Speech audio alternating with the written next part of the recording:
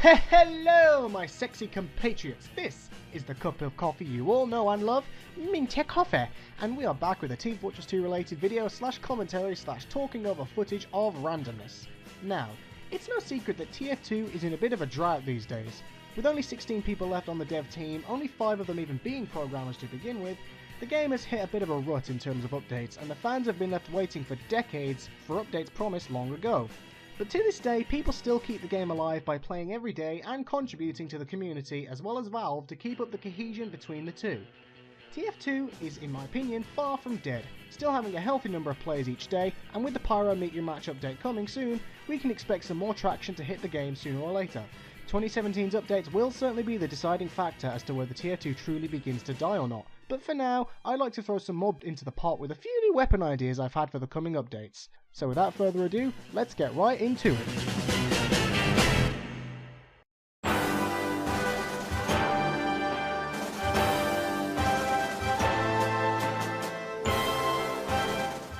This was probably the most unique idea I'd come up with, because it's not a typical side grade like the other ones I'll be going over. The gas can, as we'll call it, would be a secondary for the pyro, and literally be a can of gasoline, a Molotov, or something along those lines. The idea behind it is to act like Pyro's own Gerati or Mad Milk, but with a much deadlier purpose. Conventionally, Pyro would be able to throw this item at a group of enemies and it would do an area of effect explosion, and all enemies in the explosion radius will be lit on fire, meaning they'd take afterburn damage on top of the initial explosion damage, which I would think about 50 damage would be suitable. The splash radius I would recommend would be that of a roller grenade, or the Gerati splash radius, as they are somewhat wide but not so much that you could coat an entire capture point with it. However, I also opt for it to have an interesting alt fire that would be fitting with Pyro's insane personality. With a handy click of the right button, Pyro would actually drink the gasoline on the spot and receive a 10 or 15 second buff that causes all afterburn damage inflicted on enemies to be tripled, meaning instead of 6 damage per second, afterburn would be romped up to an insane 18 damage per second, at the cost of it lasting half as long as typical afterburn, meaning it would last a maximum of 5 seconds as opposed to 10. It would override any afterburn already on afflicted enemies, but as typical with the flamethrower, each direct flame particle would reset the effect. To offset this, during this state Pyro would take a massive 25% more damage and move 15% slower as a result. Being among the fastest classes in the game already, I think this would make the deadly buff Pyro gains manageable to fight against, as his speed would become more comparable to that of a demo man or soldier. Also, Pyro's base health would be decreased by 15 with this weapon equipped, so the stats would look somewhat like this. The gas can be thrown to cause a fire explosion in a small radius. Right click to ingest the gasoline to enter a state that increases afterburn damage by 200%.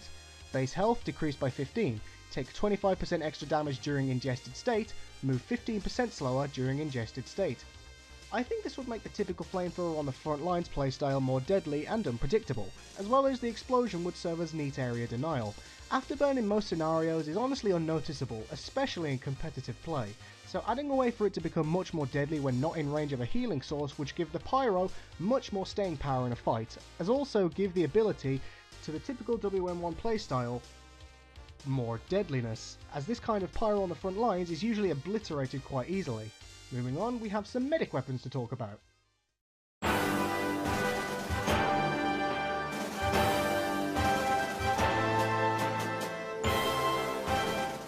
Ah, the joys of maining medic. You get to keep your allies buffed up better than Lance Armstrong in the Tour de France, have a lovely natural self-healing bonus, and can pride yourself as being the best, most important asset your team has.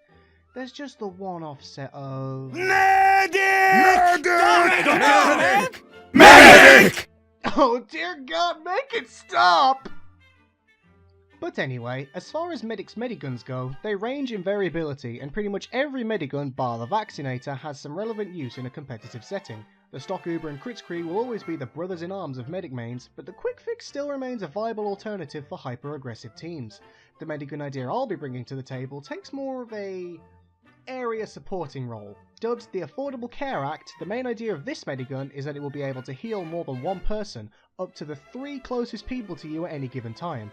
This also comes with the addition of not having to directly face your patient to fire your healing beam. Just click and voila! The 3 closest players to you within a small radius will be given a dose of that healthy healing goodness. As for the Uber, this will be a very nasty one.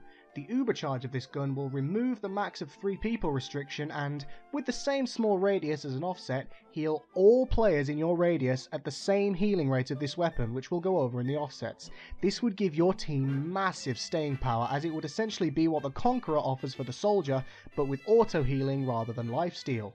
This would sound very overpowered in theory, and with good reason, so to offset this, the downsides of this medigun would be quite severe. The base healing rate would be decreased by 30%, and this would be retained during the Uber, so while you can keep a lot of people healed up, it won't be nearly as powerful as any of the other mediguns, making it far less effective against focus fire, and the Uber would be built much slower than normal.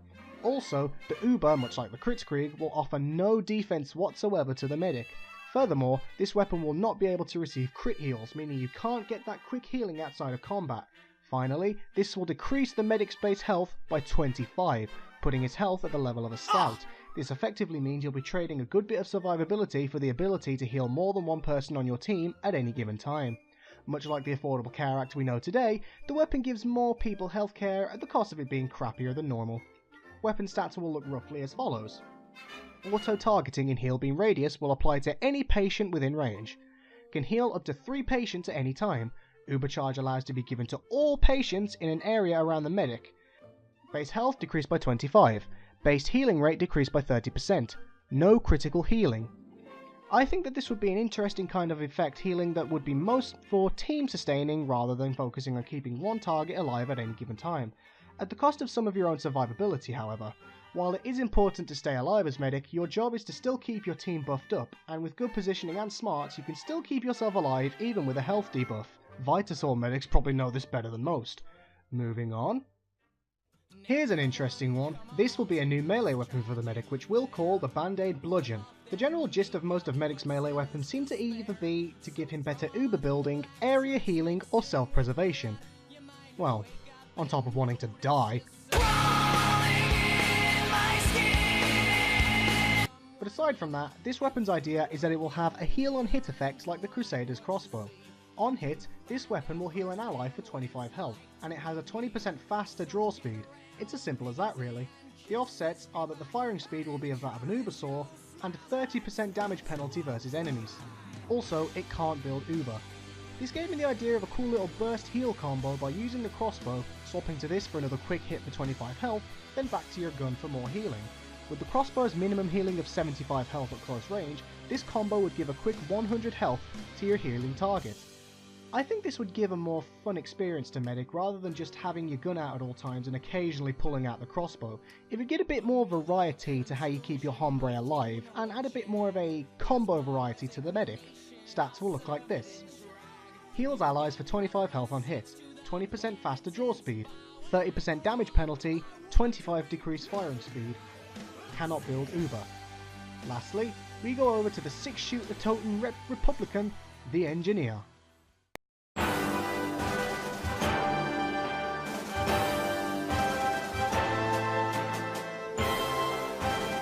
Uncle Dan is a very good Santa man. Uncle Dan.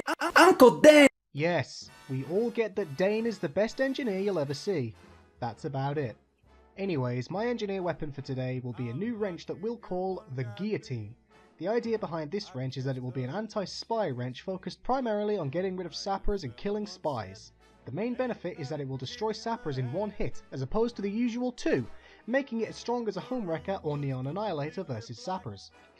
Also, it will do 25% increased damage versus disguised players and a massive 60% against disguised players. Taking into account spies' 20% damage resistance while cloaked, this is actually a 40% damage increase. This means the wrench will do 81 damage to disguised spies and 91 to invisible spies. As an offset, the wrench will decrease your base health by 15 and you will pick up 30% less metal from giblets, ammo packs and dispensers. And the cost of all buildings will be increased by 15%. Sentries will cost 150 metal, dispensers will cost 115, and teleporters will cost 58. Effectively, this means at the cost of being able to better defend your gear from sapper-happy Frenchmen, you'll be limiting your efficiency in building, meaning this would be a less effective wrench on offense. But hey, that's the beauty of side grades, good in one thing, crap in another. While you still have to kill a spy in 2 hits, the increased damage means you'll have a better chance to kill an injured spy, and a wary spy will likely keep away from you if they are injured and know that you have this weapon. stats will look like this. 25% increased damage versus disguised players, 40% increased damage versus invisible players, 100% increased damage versus sappers, base health decreased by 15, cost of buildings increased by 15%, receive 30% less metal from dispensers, ammo packs, and destroyed buildings. Well, I hope these ideas were interesting to anyone viewing. Leave your thoughts below. Were they good? Crap? What did you change? Yada yada yada. If you like them, throw them Valve's way. And that's all from me, my sexy compatriots. I will see you next time. Bye! Or I'd be sick. Tell me quick, or in love again.